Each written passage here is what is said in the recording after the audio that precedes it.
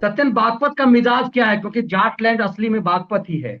आप आप जी। अपनी नजर से क्या देख पाए हैं बागपत में? क्योंकि उसे जाटलैंड सही मायने में कहा जाता है। और जो बात जितेंद्र कह रहे थे कि वहां काम करना हाँ हाँ। मुश्किल है, मुझे याद है 2009 में भी मैं कैराना गया हुआ हूँ। बागपत तो, कैराना तो छोड़ दीजिए, बागपत में भी कहा जाता था कि बहुत ये कैमरे लेकर के घूमना, जो बात कह रहे थे बिल्कुल सही। और हम सटीक सेलेक्टेड हम्म। इलाके में हमें निर्देश होता था, इसी इलाके में आप कैमरे चमकाना, दूसरे जगह कैमरे छीन करके आ जाएगा। इस तरह की बातें होती थी।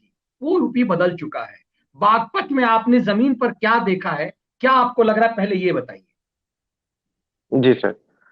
बागपत में सर देखिए, यहाँ पे मुस्लिम भी हैं और जाट भी हैं। तो जो लड़ाई हमेशा से रही है वो कहीं ना कहीं मुस्लिम और जाट में रही है। जैसे आप कुछ ठाकुर भी हैं, त्यागी भी हैं, अन्य जातियां भी हैं।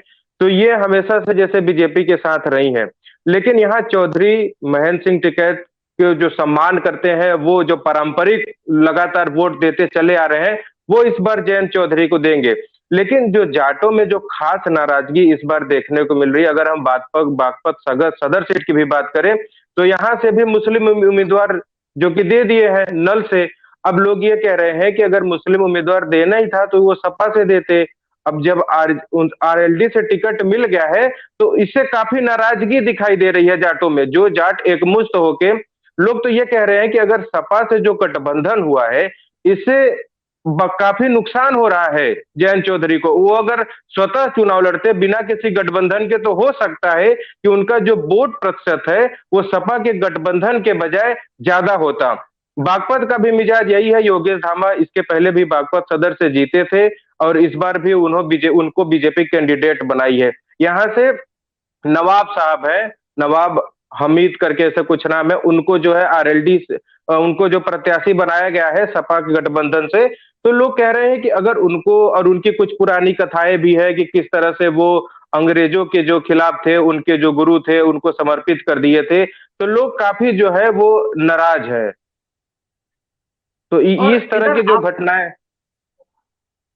जी और जी। इधर ये बेसिकली, चूंकि जैसे मैं कह रहा था कि जाट लैंड है ये, तो मतलब जो हम्म। खास करके जो छपरौली जैसे इलाके हैं, जो अब जी बिल्कुल, बिल्कुल छपरौली। चौधरी चरण सिंह के इलाके कहाँ है, सैन सिंह वहां के रमाला इस जाटों का बार मिजाज टिकट। आपको क्या लगा? जी सर देखिए, छपरौली में इस बार बड़ा खेल हुआ है। छपरौली बिल्कुल आप कह रहे हैं कि वो गढ़ था। लेकिन हम्म। 2017 में जो टिकट से जीते थे जयंत चौधरी के पार्टी से सहन सिंह रमाला, वो कुछ ही दिनों बाद छोड़ के भाजपा में चले गए थे। और भाजपा ने इस बार उन्हें छपरौली से अपना उम्मीदवार बनाया है। तो जीता अच्छा। हुआ कैंडिडेट समझिए कि जो मतलब वर्तमान विधायक है छपरौली का, वो जो हम्म। मतलब जीता हुआ था जयंत चौधरी के पार्टी से, एक ही सीट उनकी पार्टी जीती थी, वो छपरौली थी। और वो भी विधायक अगर भाजपा में आ जाता है, तो जाहिर सी बात है कि उनके नीतियों में कहीं ना कहीं इस तरह की चीजें दिख रही होंगी कि उनकी नीतियां जो महेंद्र सिंह जो चौधरी चरण सिंह टिकट की थी, वो नहीं रह गई है। वो धीरे धीरे बदलाव होता जा रहा है। जयंत चौधरी को किसी बार उनका बयान भी आ जाता है कि क्या मैंने जाटों का ठेका ले रखा है क्या, हमसे जाटों का बार बार प्रश्न क्यों पूछते हैं। तो हम ग्राउंड पे जाते हैं तो लोग इस तरह की भी बातें करते हैं कि जो व्यक्ति जिन्हें हम अपने जाटों का नेता मानते हैं, जब वही कह देता है ऑन कैमरे कि क्या मैंने जाटों का ठेका ले रखा है, हमसे जाटों का अच्छा प्रश्न अच्छा। क्यों पूछते हैं।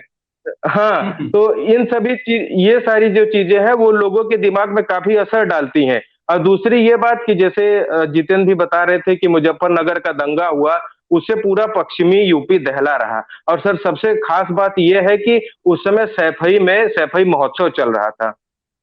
कोई इधर मतलब झांकने तक नहीं आ रहा था कि क्या हो रहा है, मुस्लिमों के क्या साथ क्या हो रहा है, हिंदुओं के साथ क्या हो रहा है। और जिसका लगातार सचिन और गौरव का नाम योगी आदित्यनाथ अपने मंचों से लगातार लेते रहते हैं। मैं तो जाके उनके परिवार वालों से भी बात किया हूं। वो लोग कह रहे थे कि हम जाट क्या है, स्वाभिमानी होते हैं। अगर हमारे बहन और बेटियों की इज्जत अगर कोई आंच डालेगा, तो हम राष्ट्रहित में और स्वाभिमानी है, तो हम किसी को कुछ नहीं देखते। और कह रहे जब से योगी सरकार आई है, न हिंदू अपितु मुस्लिम भी सुरक्षित है, क्योंकि एक भी दंगे इस तरह के नहीं देखे गए हैं। तो छपरौली की अगर बात करें तो यहाँ पे हाँ जाटों का अच्छी खासी संख्या है।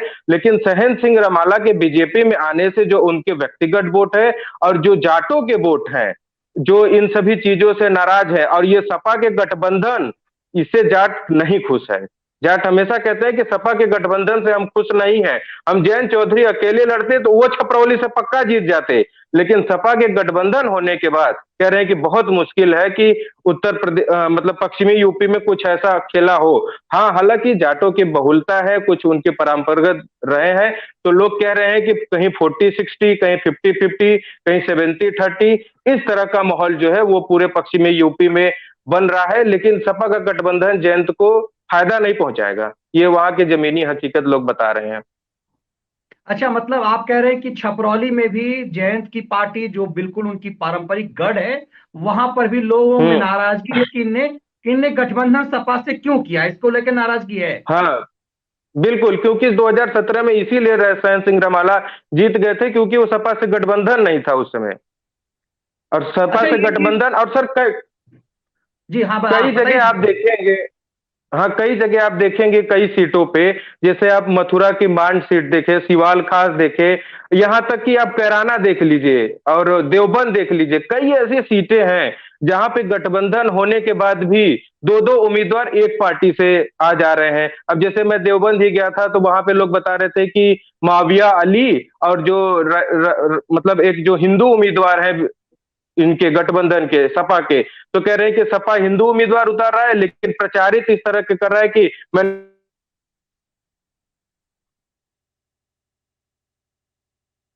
उम्मीदवार नामांकन कर देता है, पर्चा भर देता है, और जयंत चौधरी के पार्टी का भी नामांकन कर देता है। तो लोग कह रहे हैं कि अभी से दिखने लगा है कि ये गठबंधन आगे चल के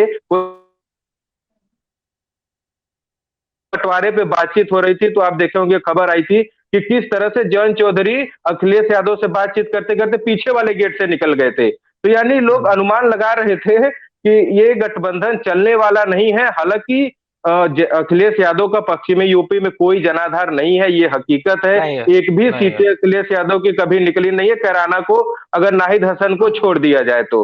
और दूसरी सबसे बड़ी बात है कि गठबंधन से जयंत का नुकसान होगा, अखिलेश यादव का फायदा होगा, क्योंकि अखिलेश यादव का यहाँ कोई जनाधार अब बचा नहीं है पश्चिमी यूपी में, खासकर अब ये 2013 ये के आप मुजफ्फरनगर दंगे के बाद से तो समाप्त हो चुका है।